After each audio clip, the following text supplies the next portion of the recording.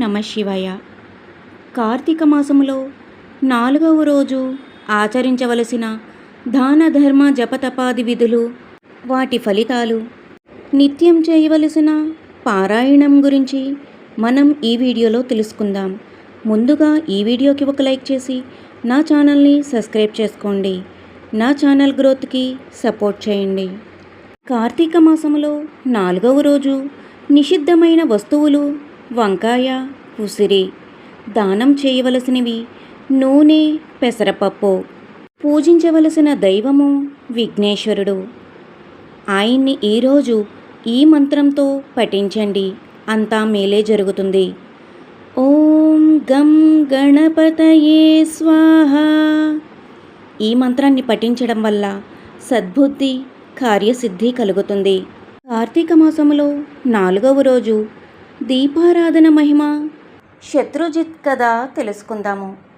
ఈ విధంగా వశిష్ఠుడు కార్తీక మాస వ్రతం యొక్క మహిమ వల్ల బ్రహ్మరాక్షస జన్మ నుండి కూడా విముక్తి నొందెదరని చెప్పుచుండగా, జనకుడు మహాతపస్వి తమరు తెలియజేయు ఇతిహాసములు వినిన కొలది తనివి తీరకున్నది.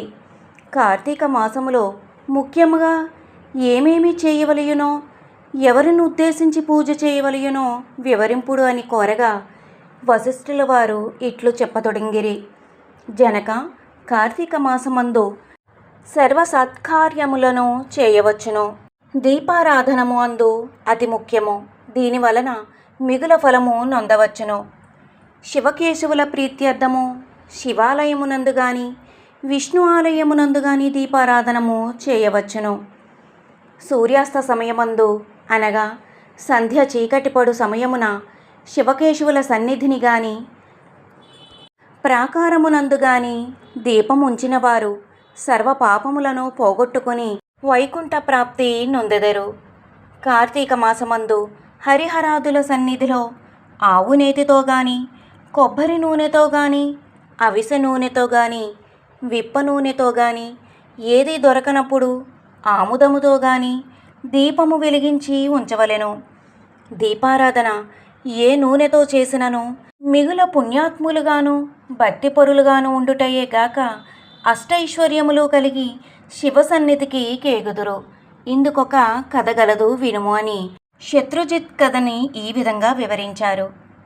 పూర్వము పాంచాల దేశమును పాలించుచున్న రాజుకు సంతతి లేక అనేక యజ్ఞ యాగాదులు చేసి తుదకు విసుగు చెంది గోదావరి తీరమున నిష్ఠతో తపమాచరించుచుండగా, అచ్చటకు పిప్పలాదుడను ముని పుంగవుడు వచ్చి, పాంచాల రాజా, నీవెందులకింత తపమాచరించుచున్నావు? నీ కోరిక ఏమి అని ప్రశ్నించగా, ఋషి పుంగవ, నాకు అష్టైశ్వర్యములు, రాజ్యము, సంపదలు ఉన్నను నా వంశమును నిల్పుటకు పుత్ర సంతానము లేక కృంగి కృషించి ఈ తీర్థస్థానమున తపమాచరించుచున్నాను అని చెప్పెను. అంత ముని పుంగవుడు, ఓయి, కార్తీక మాసమున శివ సన్నిధిని, శివదేవుని ప్రీతి కొరకు దీపారాధనము చేసిన ఎడల నీ కోరిక నెరవేరగలదు అని చెప్పి వెడలిపోయెను.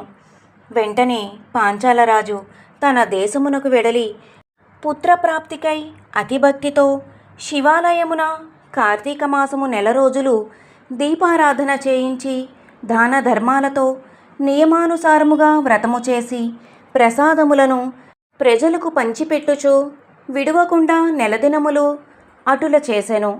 తత్పుణ్య కార్యముల వలన ఆ రాజు భార్య గర్భవతి అయి క్రమముగా 9 మాసములు నిండిన తరువాత ఒక శుభముహూర్తమున ఒక కుమారుణ్ణి కనెను. రాజకుటుంబీకులు మిగుల సంతోషించి తమ దేశమంతటను పుత్రోత్సవమును చేయించి బ్రాహ్మణులకు దాన ధర్మములు చేసి ఆ బాలునకు శత్రుజిత్తు అని నామకరణము చేయించి అమిత గారాభముతో పెంచుచుండిరి. కార్తీక మాస దీపారాధన వలన పుత్ర సంతానము కలిగినందువలన తన దేశమంతటను ప్రతి సంవత్సరము కార్తీక మాస వ్రతములు, దీపారాధనలు చేయుడని రాజు శాసించెను. రాజకుమారుడు శత్రుజిత్తు దినదిన ప్రవర్ధమానుడగుచు సకల శాస్త్రములు చదివి ధనుర్విద్య, కత్తిసాము మొదలగునవి నేర్చుకొనెను. కానీ యవ్వనము రాగానే దుష్టుల సహవాసము చేతను తల్లిదండ్రుల గారాభము చేతను తన కంటికింపుకగు స్త్రీలను బలాత్కరించుచో ఎదిరించిన వారిని దండించుచో తన కామవాంఛ తీర్చుకొనుచుండెను. తల్లిదండ్రులు కూడా తమకు లేక కలిగిన కుమారుడని తలచి చూచి చూడనట్లు విని విననట్లు ఉండిరి. శత్రుజిత్తు ఆ రాజ్యములో తన కార్యములకు అడ్డుచెప్పు వారలను నరుకుజునని కత్తి పట్టుకుని ప్రజలను భయకంపితులను చేయుచుండెను. అటులా తిరుగుచుండగా ఒక దినమున ఒక బ్రాహ్మణ పడుచు చూచుట తటస్థించెను. ఆమె ఒక ఉత్తమ బ్రాహ్మణుని భార్య, మిగుల రూపవతి. ఆమె అందచందములను వర్ణించుట మన్మథుకైనను శక్యము కాదు. అట్టి స్త్రీ కంటపడగానే రాజకుమారుని మతి మందగించి కొయ్యబొమ్మ వలె నిశ్చేష్టుడై కామవికారముతో ఆమెను సమీపించి తన కామవాంఛ తెలియజేసెను.